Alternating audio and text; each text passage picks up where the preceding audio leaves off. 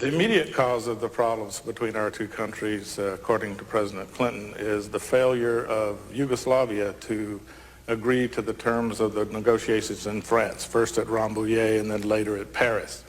Why was it that Yugoslavia did not sign that agreement? You used the word negotiated. There were no negotiations at all. And your audience have to know that.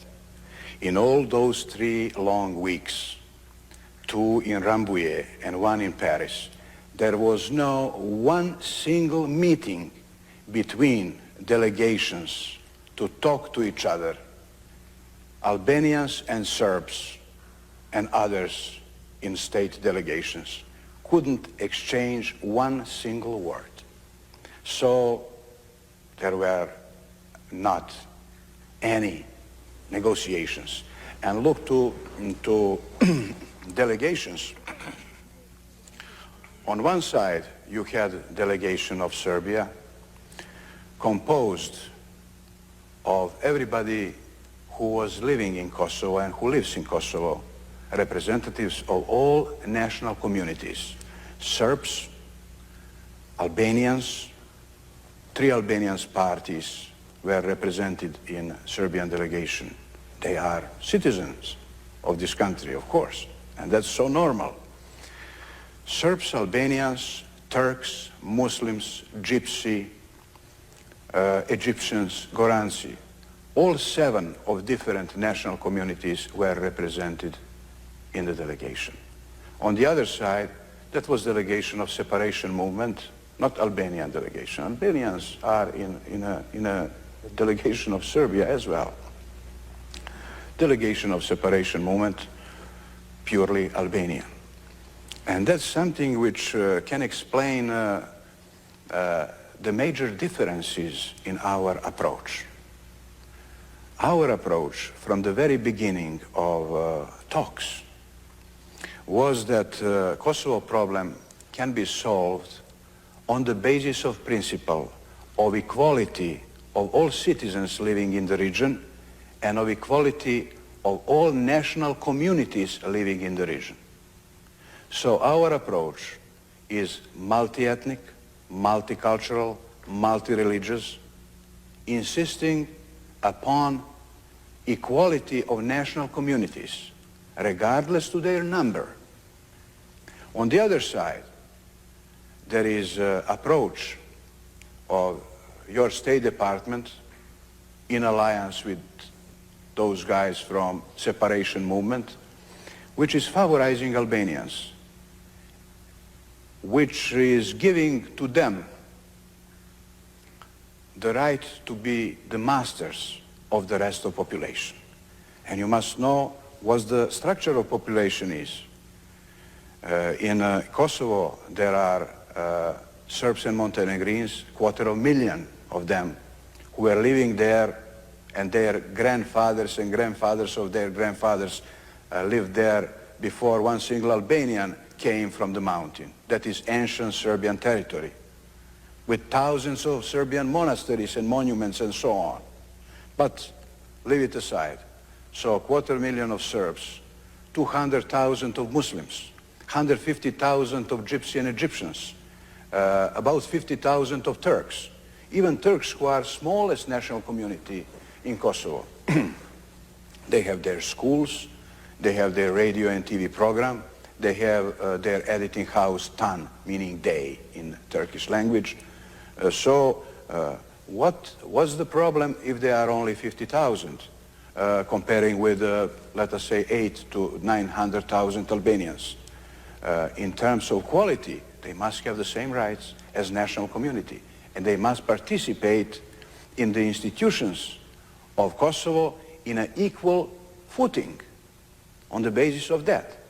And that was a crucial difference between those 2 approaches. Practically what was tried to be imposed in Rambouillet was not autonomy at all. That was independence. And that separation movement was not using the arms before you came, before your representative came to tell them, to supply them, and to make the alliance with those killers, rapers, kidnappers, and drug dealers who were collected from the underground around Europe to be organized as so-called Kosovo Liberation Army, which never existed. That was a kind of Hollywood, you know, just to explain that they are having some kind of military forces and so on. They were never able even to attack any police or military unit. They were able only to kill somebody from the ambush. And they were clear terrorists.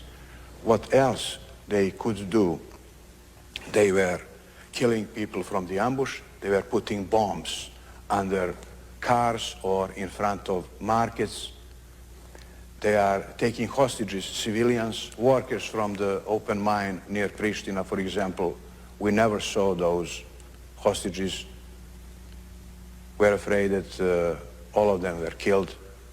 We don't know their destiny, where they were at the end. Talking on autonomy, we are talking on equality, on equal approach to interest of all national community, not on independence of Albanian separation movement, which had by that agreement, so-called agreement, practically the right to organize a new state within Serbia.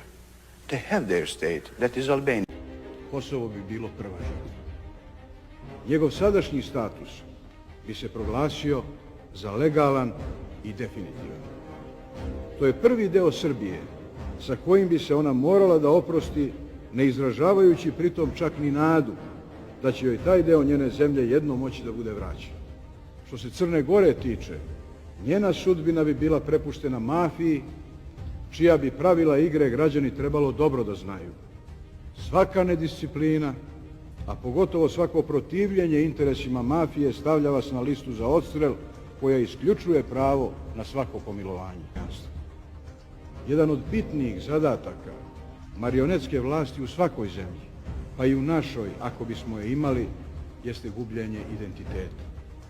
Zemlje kojima se komanduje s polja relativno se brzo rastaju sa svojom istorijom, sa svojom prošlošću, sa svojom tradicijom, sa svojim nacionalnim simbolima, sa svojim navikama, često i sa sopstvenim književnim jezikom. Ja ne mogu da razumem da neko može da se drzne da ovdje govori o Kosovu implicite kao o nečemu što nije deo Srbije. Kosovo je Srbija i Kosovo će ostati Srbija. Građani mogu da mi veruju i ne moraju da mi veruju. Moja je želja da se u moja upozorenja ne uvere kasno.